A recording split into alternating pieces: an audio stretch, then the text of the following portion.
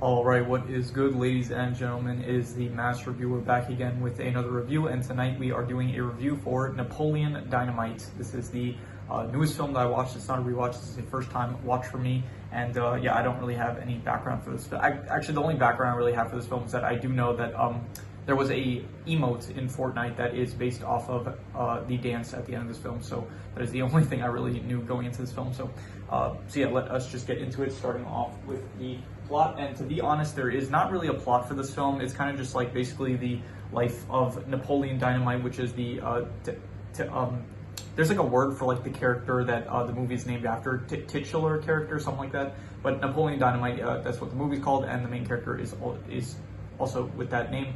And so the movie is just basically the day-to-day, it's not really, I guess you could say like day-to-day life of Napoleon, and it is just, yeah, there's no real like plot that really happens. It's just kind of like going about his life, and there's like, loosely there's a thing where it's like he tries to ask out a girl to a dance, and then in the second half of the film there's like kind of a thing where it's like he's helping out his friend Pedro win an election, a school election. So but other than that, it's really just like him going about life, and he's like kind of a loser and stuff, and also like the people in his life, they're not like the best. Like he has like his Uncle Rico that's like not the, kind of ruins his image like here and there, and just overall not the best person. And so it's just basically like this kid that's like kind of a loser, kind of like a nerd kind of, and he's just going about life. So I would give the plot, it's decent. Like it's not, once again, there just really isn't a plot, so it's just like, you know, just like it's just the life of Napoleon Dynamite. So it's like interesting, I guess, somewhat, but I can't really give it higher than a 5.5. Like it's decent, but nothing much more than that. So in terms of the characters, I do think Napoleon Dynamite is a very, very good character. I think that he is a very good protagonist to follow along to, and he is played by, I'm trying to find here, for John Heder. For some reason, I looked up like the characters, and then it says like a few of the characters, but then every single other one it just says school kid number like something, and then I don't know why it's doing that, but yeah. So John Heder as Napoleon Dynamite, I think he is excellent cast. I think it's excellent casting to have John Heder. Like I cannot see anyone else really playing this role, and just Napoleon Dynamite as the lead character, he is very good. I like the voice he has. Like he has this like very I don't know how to describe it. It's like kind of a deep voice, but it's like very still nerdy and stuff, and he still like gets pissed off a lot, and you can hear it in his voice, and so it's very good.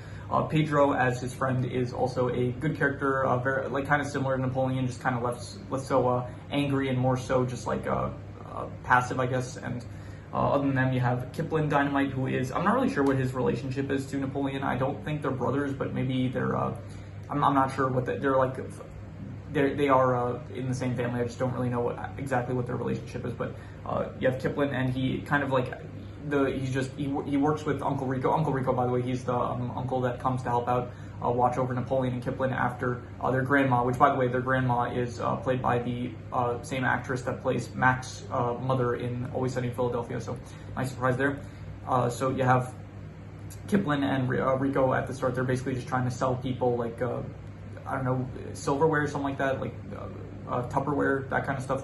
So they're trying to make money doing that, and then Kipling ends up meeting the person he was chatting online with, which is LaFonda, and then they fall in love, and by the end of the movie they end up getting married in a post-credit scene. And Uncle Rico, he's kind of just like throughout the entire movie, he's just trying to make money, and through doing so he does kind of ruin Napoleon's image towards some people, like the people in the school and the girl that Napoleon seems to like, which is Debbie.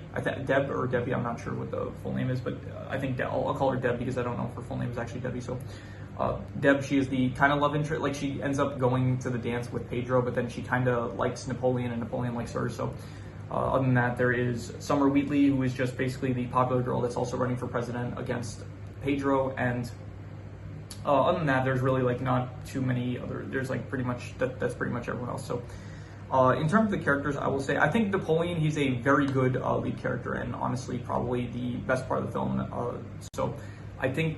But in terms of like all the characters, I would say that the characters are, I would just say like good. I'd say like a 6.5. Like they're good. Mainly that's being like lifted by Napoleon. But I think he's like a great protagonist. But I think everyone else is like just kind of like, you know, mediocre, I'd say. So I'd give it a 6.5 for the characters. They are good. So in terms of the settings, this all takes place in Idaho, and it's actually a pretty nice setting, to be honest. Like it is nice seeing the suburban areas. Like you have some dunes at the very start of the film that you see. the farm areas there. It's all actually pretty. I give it like a between a 6 to a 6.5. It's like above average. It's between above average and good. And I think I'm going to be harsh and just give it above average, but it is. Yeah, it's definitely not bad, I'd say. So, in terms of the comedy, there's not really too many jokes, to be honest. Like, there's not. I think there were a few things that I found humorous, but overall, there's nothing really that is. I guess there was a joke kind of that like the ride that Napoleon used to pick up Trish, which was his date for the dance.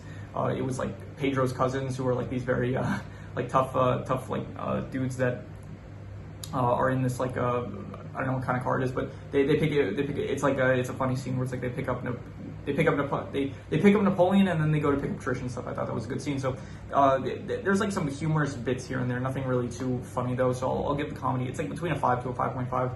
And I'm going to be harsh. I'm going to have to just give it like a 5. Like, there's nothing really too funny, to be honest. So I'm just going to give it a 5. It's like, it's not good, but it's not terrible. So in terms of the worst thing, I will say that the worst thing is just like, because there is no like real plot, it's just every so often there's just some stuff that I don't care about. Like some of the stuff that goes on with Kipling here and there, it's like just not interesting. Some of the stuff with Uncle Rico, it's not the most interesting. So it's like, because there's no real central plot, it's like, it's just kind of like, it's like different scenes that just vary in degrees of like quality. So some scenes are better than others. So because of that, some of the scenes just I'll say the bad scenes, I'll give I'll say I wouldn't call them bad though. I'll just say not good. Like 4.5 for just any of the scenes that just were not good, that I just didn't care for as much as other scenes. So in terms of the best thing though, the best scene was definitely the not the ending. The ending is like there's a post-credit scene, which is the wedding with Kipling and LaFonda. And to be honest, I don't really think that they had to add that. It felt like it just it felt like unnecessary, to be honest. So but the best thing was definitely the ending with the dance that Napoleon did for because Pedro, like, he gave his election speech and stuff, but then afterwards they didn't realize, but they were supposed to have a skit prepared for after the election speech. So Napoleon ends up doing this this dance that he practiced, and it was a very good scene. I would give it between an 8 to an 8.5. It was between great and amazing. And you know what? I'll be generous. I'll say it was amazing. Honestly, I really did like that scene. It was very good. Some of the dance moves did inspire the Fortnite emote, and yeah, it was a great dance. And the music also. The music was it was a great sound, not soundtrack, but it was a great song choice for the dance that they went with. So I thought that scene was great. It's also like afterwards, it's like the ending is also kind of nice. It's like everyone gets like a happy ending, which is I guess nice. Like Pedro, he ends up winning the election.